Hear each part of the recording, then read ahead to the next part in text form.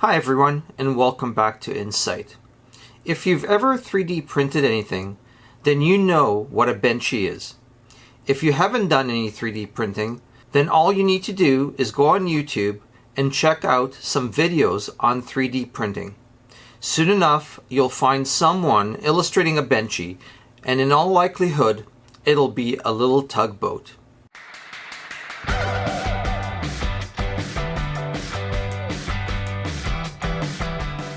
The 3D Benchy tugboat was created in April of 2015 by Creative Tools, a reseller of software and hardware related to 3D technologies.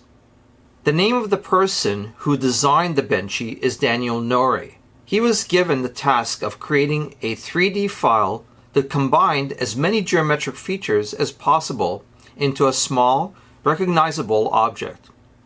After a number of different well-known objects were created, the one that was finally chosen was the little boat. For some reason, it took hold, and before you knew it, there were Benchy boats everywhere. Little boats, large boats, multicolored boats.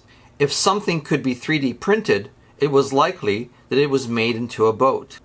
But what's the point of it all? Why would grown-up adults bother printing out this cute little toy that would be more appropriate for a little kid? Well, the answer lies in the name Benchy. It actually stands for benchmark, and the point of its creation was to make a 3D model that can bring many of the key benchmarking requirements into one quickly printed model.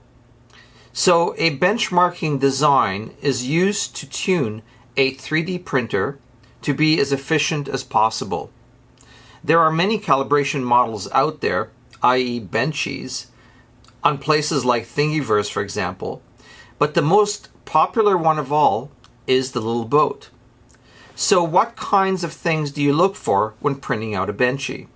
Because a Benchy is a challenging object for a printer to print, there are a number of things that can go wrong.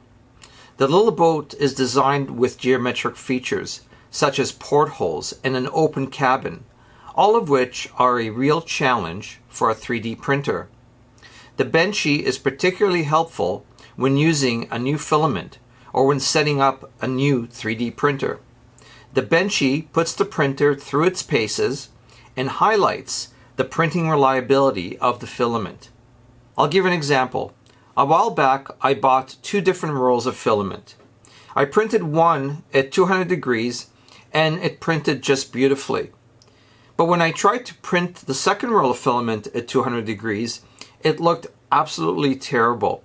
It was all bubbly and it looked a little warped. It just was not right. So I printed out a Benchy with the filament, and after a bit of investigation, I realized that the problem was that I was printing it too hot. While the first filament worked really well at 200 degrees, the second filament actually needed to be printed at 190 degrees. So when I lowered the extrusion temperature, I was able to print the Benchy and the object I was trying to print perfectly.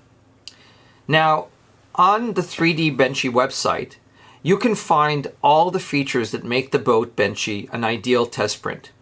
Here are a few of the things that make this a very challenging 3D print. Number 1, the rounded hull. Number 2, symmetry. Number 3, tiny surface details. Number 4, cylindrical shapes. Number 5, overhang surfaces. Number 6, low slope surfaces. Number 7, large horizontal holes. Number 8, slanted small holes. Number 9, first layer details. Now, beyond looking at the print of a successful Benchy and admiring how well it turned out, it's possible to go to the 3D Benching website and under the Analyze menu, check the calibration of the printer by measuring the different surfaces of the Benchy. All the expected measurements are there. Now, in order to do this, of course, you'll need to use a well-calibrated caliper for the measurements to be accurate. All right, so As anyone who's into 3D printing can tell you, it's inevitable that you'll encounter failed prints. And sometimes you'll get quite frustrated trying to get everything just right. But here's the thing. With 3D printing, it's important not to be afraid of failures. Failure inspires problem solving and helps with gaining more knowledge and a better understanding of your printer. So recently, while checking out Thingiverse, I found a really cool object that highlights this very idea. It's a printable object with the name "From Failure Comes Knowledge." I really liked this object, so I thought I would print it. Ironically, I encountered quite a few problems trying to do the print. For one thing, my printer had a real problem printing the circular first layer.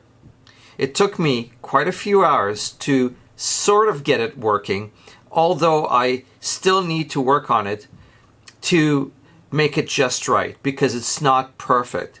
However, the most important thing that happened in trying to figure out the problem is that I learned a few new things. And even though my final print is not perfect, I nevertheless have one that is pretty good. And printing out a great 3D Benchy, which I'm going to try to do on this printer again, will probably make my next From Failure Comes Knowledge 3D print even better. I'm going to end this video with a few words from the creator of the Benchy, Daniel Nori. One of the first things that we spoke about doing was this little boat to, find a test piece that we have so many printers. We do so many test prints, it's just crazy. We wanted something that we could compare between the different printers, as well as, find the pitfalls of different printers and softwares and to fix them. So this is actually the first ever printed Benchy. And you see that it has a round hole in the front. Oh, instead of a square. Yeah. So I guess later there's we a story decided. behind that. Yeah, we decided to make it square so you could get a little bridging there as well. So I mean, it's not designed to be the ultimate print test, but you get a lot of different features in this little boat to run your calipers onto to see how accurate you are. Yeah, exactly. And it needed to be, something recognizable and fun to print. So as you can see, a 3D printed Benchy is very helpful and can really help getting your printer fine-tuned and printing amazing looking 3D prints. Anyway, if you enjoyed this short video on the Benchy, please hit the subscribe button. I'd love to see you around. Until next time, be well, stay safe, and I'll see you soon for another video. Bye-bye.